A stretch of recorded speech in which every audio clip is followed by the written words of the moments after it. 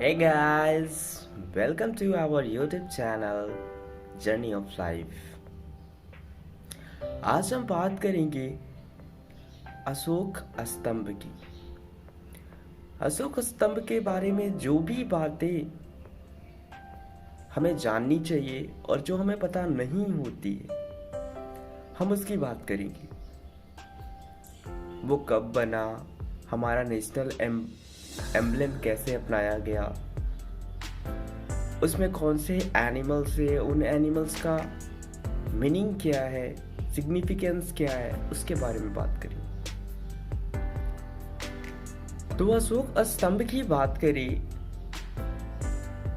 तो वो मौर्य एम्पेरर अशोका के द्वारा बनाया गया था, जो कि उत्तर प्रदेश के सारनाथ में स्थित है।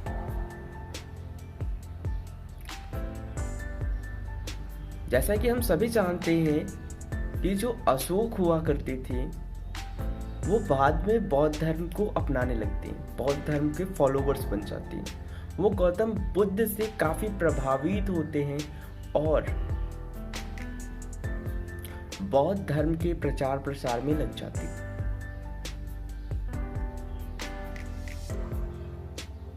क्योंकि गौतम बुद्ध ने अपना पहला उपदेश सारनाथ में दिया था, इसलिए भी सारनाथ काफी इंपॉर्टेंट हो जाता है।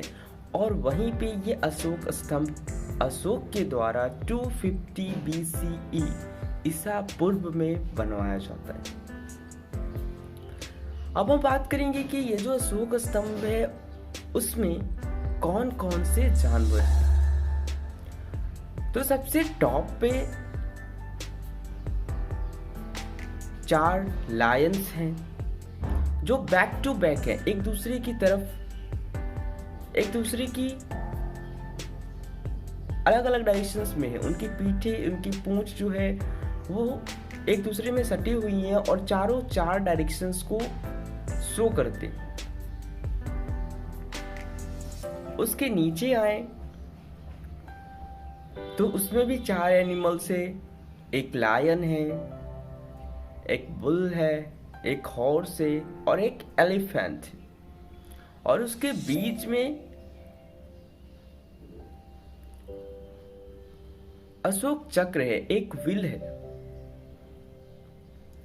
और ये सारी आकृति एक उल्टे लोटस पे सिचुएटेड है जी। एक कमल है जो कि उल्टा है और उसके ऊपर ये आकृतियां बनी हुई हैं। ये तो बात हो गई कि उनमें क्या क्या है। अब हम बात करेंगे कि आखिर यही एनिमल्स क्यों है। जिराफ क्यों नहीं है, टाइगर क्यों नहीं है, मंकी क्यों नहीं है। तो लायंस के होने का मतलब है, ये जो लायंस है, 4 लायंस, वो रिप्रेजेंट करते हैं करेज को, पावर को, कॉन्फिडेंस को और प्राइड को। ये जो शेर है वो दर्शाते हैं साहस को, जिसको कि आप करेज बोलते हो, कॉन्फिडेंट आत्मविश्वास को, प्राइड गर्व को।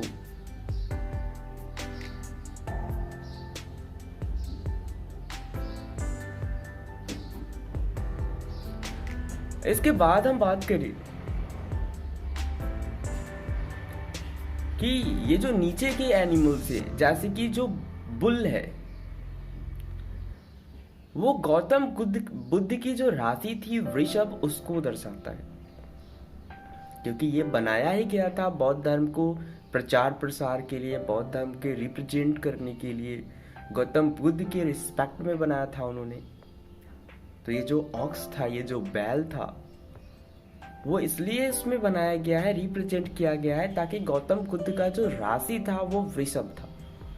और वृषभ का चिन्ह क्या होता है? एक बैल होता है।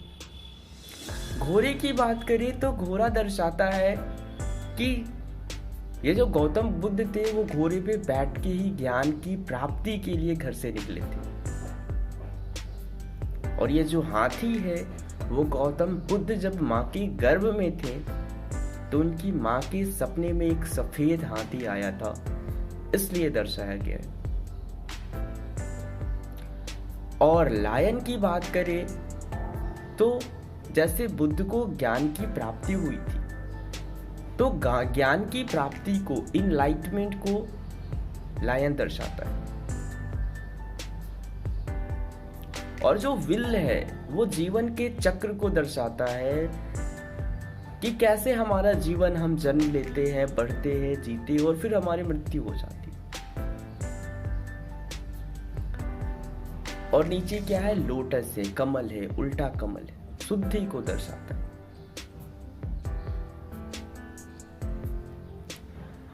अब हम बात करें कि ये जो हमारा अशोक स्तंभ था और जो हमारा राष्ट्रीय चिन्ह अशोक चिन्ह है वो कहां से लिया गया। तो जो हमारा अशोक चिन्ह है वो इसी स्तंभ, सारनाथ के जो अशोक स्तंभ है उससे, उसके ऊपर वाले हिस्से को लिया गया है,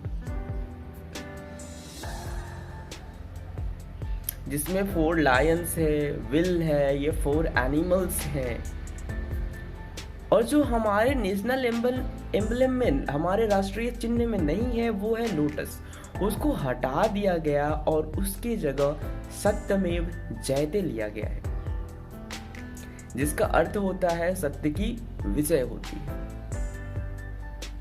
और हमारा राष्ट्रीय चिन्ह 26 जनवरी 1950 को अपनाया गया, जिस दिन हमारा कॉन्स्टिट्यूशन पावर में आता है।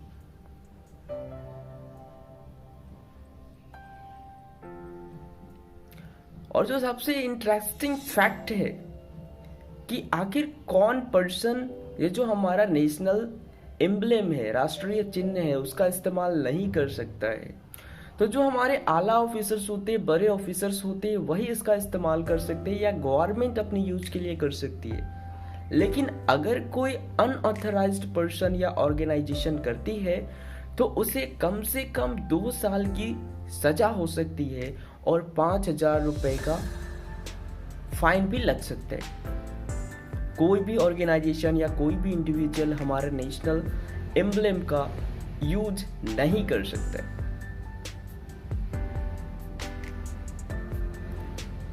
Prohibition of improper use act 2005 के अकॉर्डिंग। तो ये थी अशोक स्तंभ और हमारे राष्ट्रीय चिन्ह अशोक एम्बलेम की कहानी या जानकारी। आई होप आपको ये जानकारी अच्छी लगी होगी।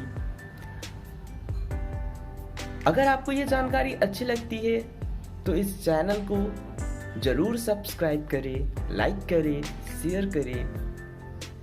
Thanks for watching. Have a nice day.